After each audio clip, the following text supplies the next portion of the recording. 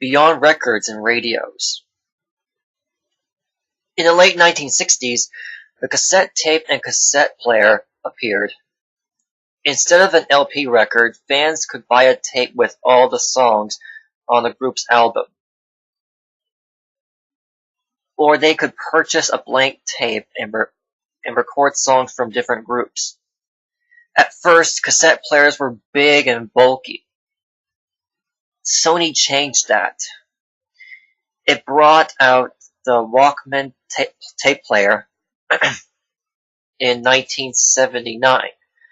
It was small and light and had great sound. Millions were sold.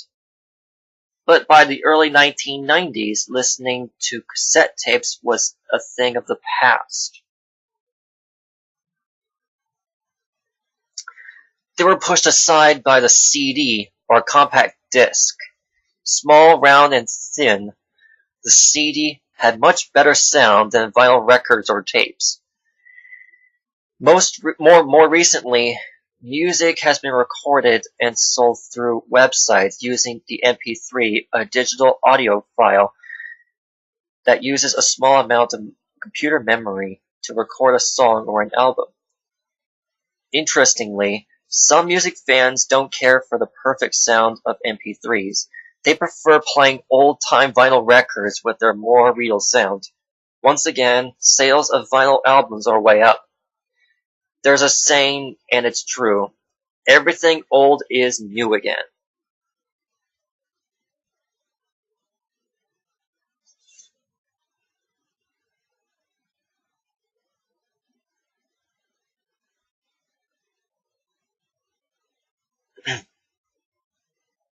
Chapter 8. Grunge. The city of Seattle, Washington was never considered a rock capital, not like Detroit had been in the 1960s with soul music. That changed in the late 80s and early 90s, when grunge bands from Seattle brought a new sound to rock music. It was guitar-driven and heavy, with a little punk mixed in. Grunge rock sounded raw and unrehearsed, as if a bunch of friends in a garage were playing just for fun. Grunge had its own look: flannel shirts, long underwear, compact boots, t-shirts, jeans, and big droopy sweaters. The record company Sub Pop brought the sounds of Seattle to a wider audience. Soundgarden and Mudhoney were two of Sub Pop's earliest and most successful grunge bands. Grunge music truly exploded when the band Nirvana released its second album, Nevermind, in 1991. It hit number 1 on the Billboard album chart and went on to sell 30 million copies worldwide.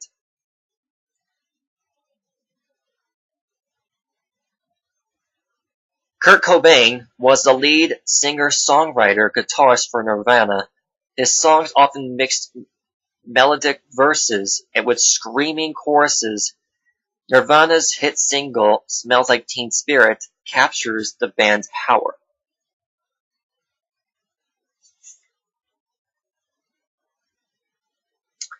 But the sudden success was hard on the band. The biggest problem was Kurt Cobain's drug addiction. Although their next album, In Utero, also hit number 1 on the Billboard chart. Kurt Cobain took his own life just a few months later. It was a sad end of an incredibly talented and promising group.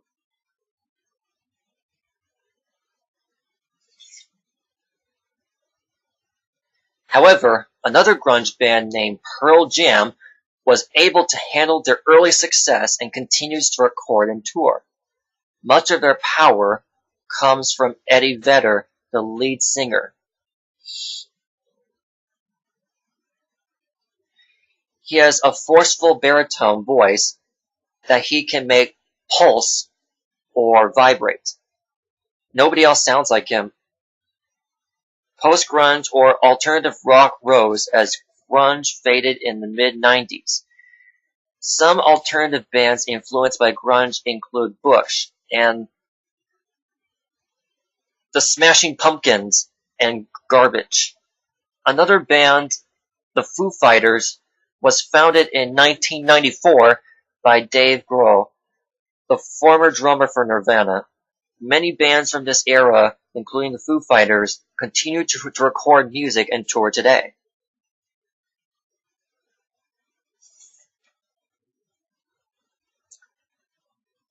I Want My MTV.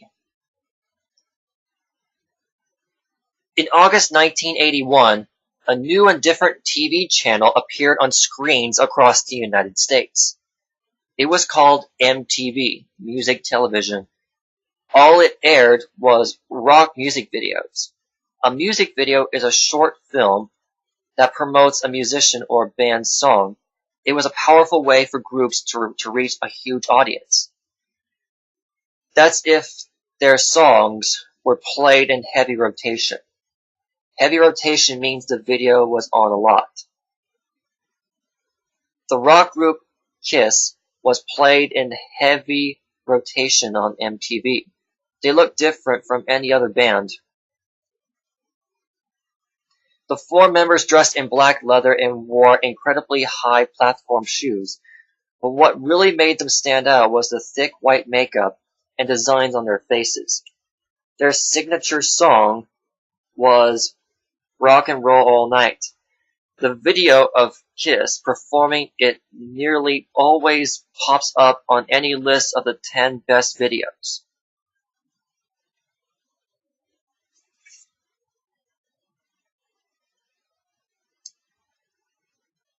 Chapter 9.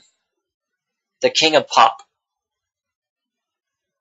Early MTV stars included the rock groups Guns N' Roses, Bon Jovi, and Aerosmith, and pop stars Cyndi Lauper and Madonna.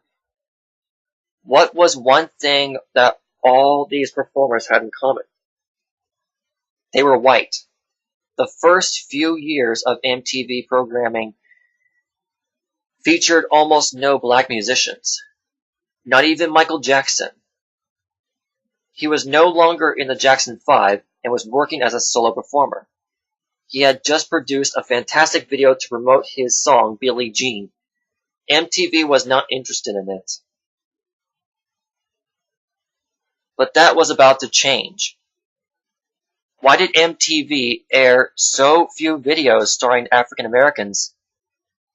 David Bowie asked this question while being interviewed on MTV.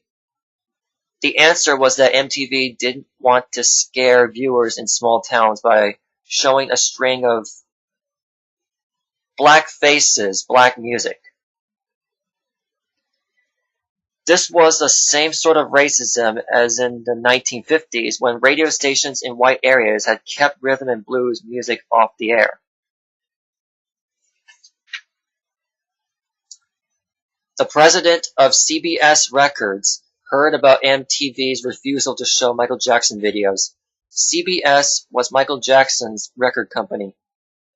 He got very, very angry and threatened to pull all videos with CBS performers from MTV and go public with MTV's racism. MTV quickly put the Billie Jean video into heavy rotation. They also began airing other African American performers like Prince. The Billie Jean video was a huge success. The song was on Michael Jackson's Thriller album, which has sold 100 million copies. The Billie Jean video certainly helped sales. A few months later, the 13-minute long video for Michael Jackson's song Thriller came out. It was like a short movie. There has really never been anything to match it, ever. A horror movie director named John Landis created it with Michael. In it, Michael and his date are chased by zombies into an old abandoned house. Michael becomes a zombie himself and is just about to turn his girlfriend into a zombie. When she wakes up, it's all been a bad dream. The high point of Thriller comes during an amazing dance number. Michael changes into a zombie and then back into a human. The Thriller album also stands as the high point of Michael Jackson's career. He had now earned the title the King of Pop. 12 of his singles reached #1 in the United States. In 2001, he was inducted into the Rock and Roll Hall of Fame. During his career, he earned $500 million. Michael Jackson's private life, however, was strange and lonely. His reputation was scarred by scandals. He was also addicted to a powerful drug that he used to get to sleep. He was rehearsing for a new tour when, on June 25th, 2009, he died of an overdose. It was a terrible blow to his millions of fans. Music had been my outlet, my gift to all the lovers of the world, he said in a 2007 interview.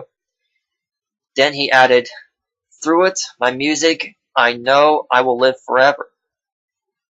That is certainly true.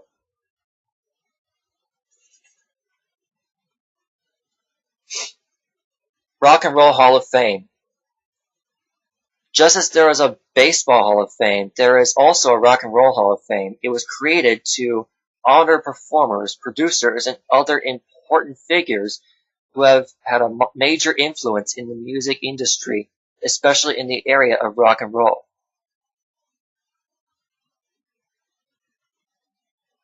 The first set of performers were inducted in a formal ceremony in 1986 in New York City. They included Elvis Presley, James Brown, Little Richard, Fats Domino, Ray Charles, Chuck Berry, Sam Cooke, and Buddy Holly. The following year, Aretha Franklin became the first woman honoree. There are rules for who can be nominated. Besides being great at what they do, a person needs to have started in the industry 25 years before their nomination. For the next few years, organizers looked for a permanent home where a museum about rock could be built. Cleveland, Ohio was eventually chosen, and on September 1st, 1995, a crowd of more than 10,000 people attended the museum's official opening. In addition to displaying mementos from Hall of Fame inductees, the museum also covers the entire history of rock and roll.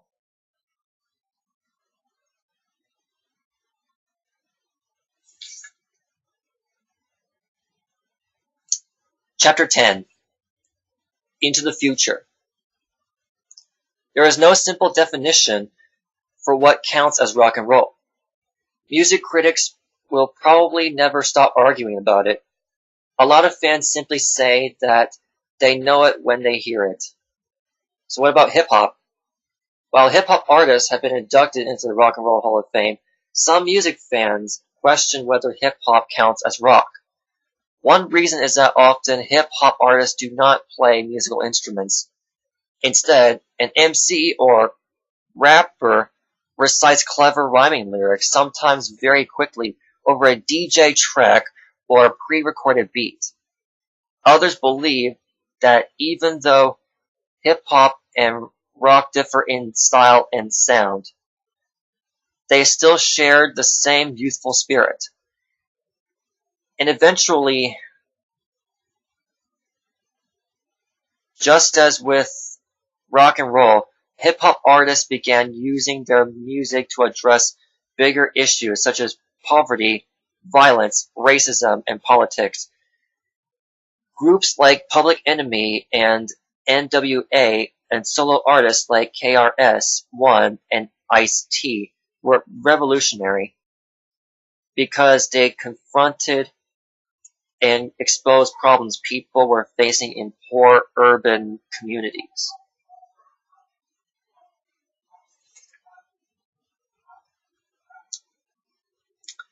Run DMC meets Aerosmith. In 1975, Steven Tyler and Joe Perry of the rock group Aerosmith wrote the hit song Walk This Way. 10 years later, Run DMC recorded a cover of it. None of the members of Run DMC had ever heard of the song or of Aerosmith before. It was their producer who who persuaded them to do it. Steven Tyler and Joe Perry played on the Run DMC cover. The video featuring Run DMC, Tyler, and Perry cleverly begins with each band playing their version of the song in studios next to each other. Eventually, the wall comes down and all the singers perform together for a rock audience. The Run DMC version of Walk This Way went higher on record charts than the original. It was a breakthrough hit for Run DMC. It also proved that hip-hop and rock shared much in common.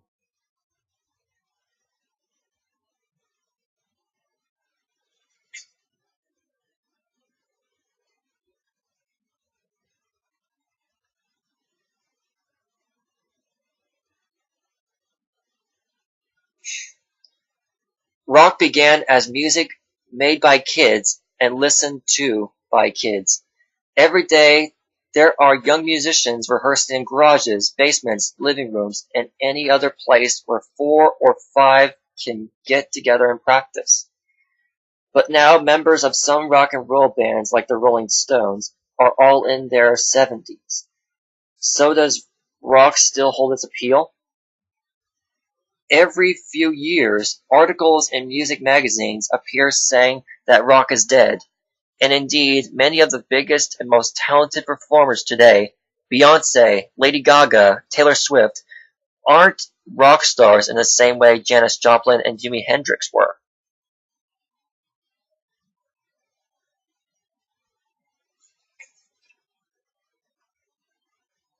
There are exciting bands like Vampire Weekend and Arcade Fire creating really interesting rock music. But there is no new rock phenomenon today, no singer or group that has grabbed hold of the whole world's attention the way the Beatles did. In his autobiography, Born to Run, Bruce Springsteen talks about never imagining he would become a rock legend. He recalls one of the most magical moments in his long career. It was in 1988 when he was on stage performing with many other rock and roll musicians. Bruce looked to one side and saw Mick Jagger singing. On his other side was George Harrison of the Beatles playing. Bruce thought about the odds of a pimply kid from Freehold, New Jersey ending up on stage with his heroes. But it had happened. He was a superstar too. This, he thought, was the miracle of rock and roll.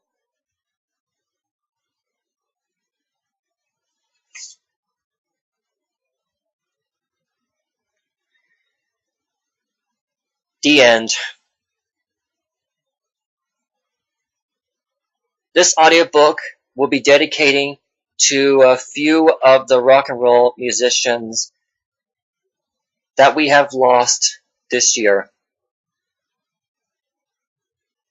We lost Chuck Berry, and we also lost Fats Domino.